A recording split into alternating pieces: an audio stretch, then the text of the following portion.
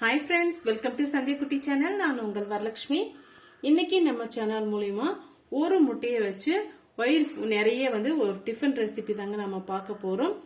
அதுக்கு முன்னாடி நம்ம சேனலை சப்ஸ்கிரைப் பண்ணாத நண்பர்களா இருந்தீங்கன்னா சப்ஸ்கிரைப் பண்ணிக்கோங்க. ப்ளீஸ் பெல் ஐக்கானை கிளிக் பண்ணி விடுங்க. அப்பதான் நான் போற வீடியோ நோட்டிபிகேஷனா வந்து சேரும். வாங்க இப்போ வீடியோக்குள்ள போகலாம்.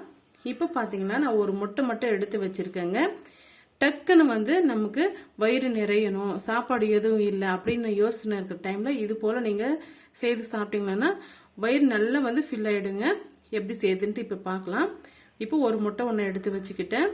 ஒரு கைப்பிடி அளவுக்கு கோஸ் இது போல நான் நறுக்கி வச்சிருக்கேங்க. சின்ன சின்ன பீஸுகளை நறுக்கி வச்சிருக்கேன்.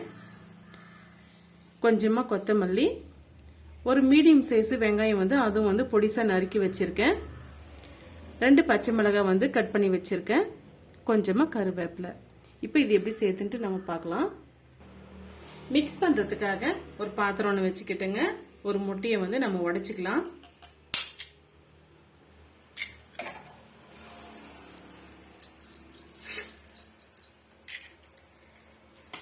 இப்போ இது கூடவே நம்ம எடுத்து வச்சிருக்க பொருட்களை எல்லாமே நம்ம சேர்த்துடலாங்க.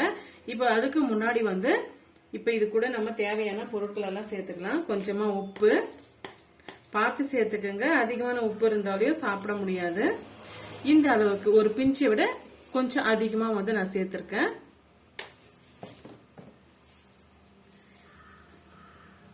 பாருங்க, ஒரு 2 பிஞ்சு அளவுக்கு மஞ்சத்தூள்.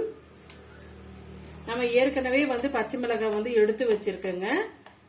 நம்ம கோசு சேர்க்கறதுனால காரத்தன்மை வராது. அதனால கொஞ்சமா நான் மிளகாய் தூளும் நான் சேர்த்துக்கிறேன்.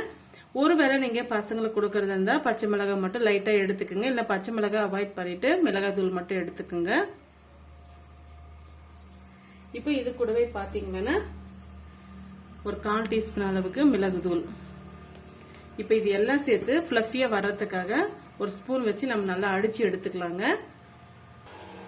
ஸ்பூன் இல்ல இது போல ஒரு விஸ்க் இருந்ததுன்னா இது போல நீங்க எடுத்துக்கிட்டீங்கன்னா நல்லா நுர கட்டிட்டு வருங்க.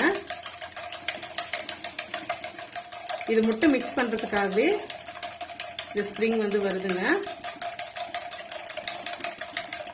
நல்லா எந்த அளவுக்கு அடிக்க முடியுமோ அந்த அளவுக்கு நீங்க அடிச்சு எடுத்துக்கோங்க. ஃபாஸ்டா அடிச்சு எடுக்கும் போது நல்லா ஃபிளஃபியா வரும்.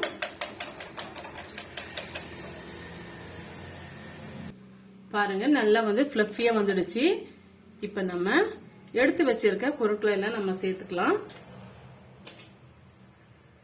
வெங்காயம், பச்சை மிளகாய், கருவேப்பிலை, கொத்தமல்லி. இப்ப இது கூடவே பாத்தீங்கன்னா நம்ம பொடிசா நறுக்கி வச்சிருக்க கோசும் சேர்த்துக்கலாம்.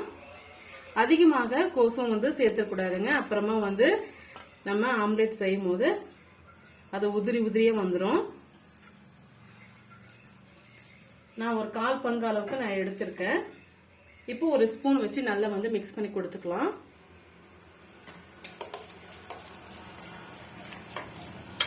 ஒரு 30 செகண்டுக்கு நல்லா மிக்ஸ் பண்ணி விட்டீங்கன்னா ஒன்னோட ஒண்ணு நல்லா மிக்ஸ் ஆயிட்டு வந்துடும்.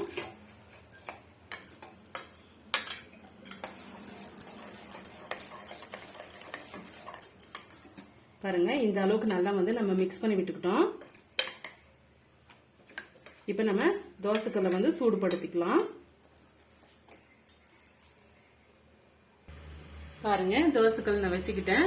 மீடியமான ஃப்ளேம்ல வச்சுக்கோங்க. இல்லைன்னா நம்ம அதை சேர்க்கும் போது சட்டுன்னு தோசைக்கல் நல்லா சூடாயிட்டு கருகி போற மாதிரி ஆயிடும். ஒரு 1/4 டீஸ்பூன் அளவுக்கு ஆயில் சேர்த்துக்கலாம். பாருங்க, தோசை தவா நல்லா சூடாயிட்டு வந்துடுச்சு. ஒரு முறை நல்லா இது போல மிக்ஸ் பண்ணி விட்டுக்குங்க.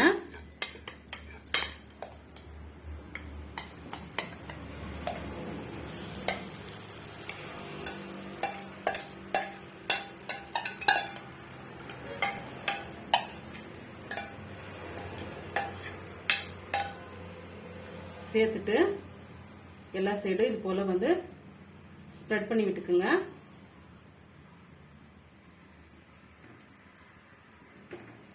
மீடியமான ஃப்ளேம்ல இருக்கட்டும். இல்லைன்னா டக்குன்னு கீழே கருகி போயிடுங்க.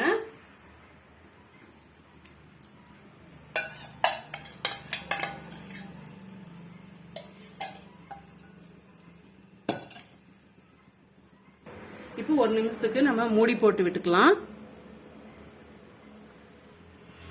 இப்போ வந்து 1 நிமிஷம் கழிச்சு நம்ம பார்க்கலாங்க. பாருங்க, இப்போ சுத்தூரியும் வந்து நம்ம கொஞ்சமா ஆயில் வந்து அப்ளை பண்ணிக்கலாம்.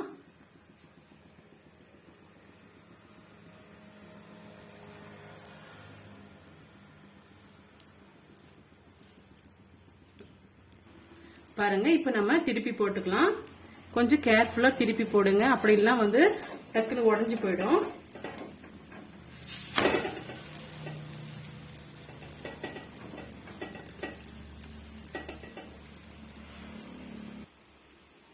ஒரு முறை நல்லா வந்து இது போல பிரஸ் பண்ணி விட்டுக்குங்க.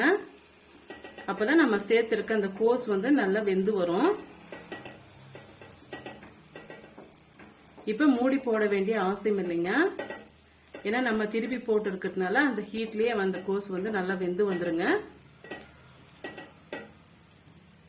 மீடியமான ஃப்ளேம்ல வச்சு ஒரு நிமிஷத்துக்கு நல்லா வேக வச்சு எடுத்துக்கலாம். பாருங்க, 1 நிமிஷத்துக்கு ஆயிடுச்சு. இப்ப நம்ம ஸ்டவ் ஆஃப் பண்ணிட்டு இப்ப சர்வ் பண்ணிக்கலாங்க.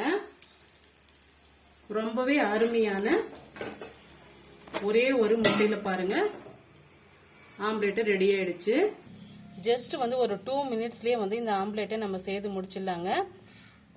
இந்த ஆம்லேட் ரெசிபி வந்து உங்களுக்கு பிடிக்கும்னு நினைக்கிறேன். பிடிச்சிருந்தா மறக்காம சந்திக்குட்டி சேனலுக்கு சப்ஸ்கிரைப் பண்ணுங்க, லைக் பண்ணுங்க, ஃப்ரெண்ட்ஸ் அண்ட் ஃபேமிலியோட ஷேர் பண்ணுங்க. தேங்க்யூ ஃபார் வாட்சிங். Thank you my friends.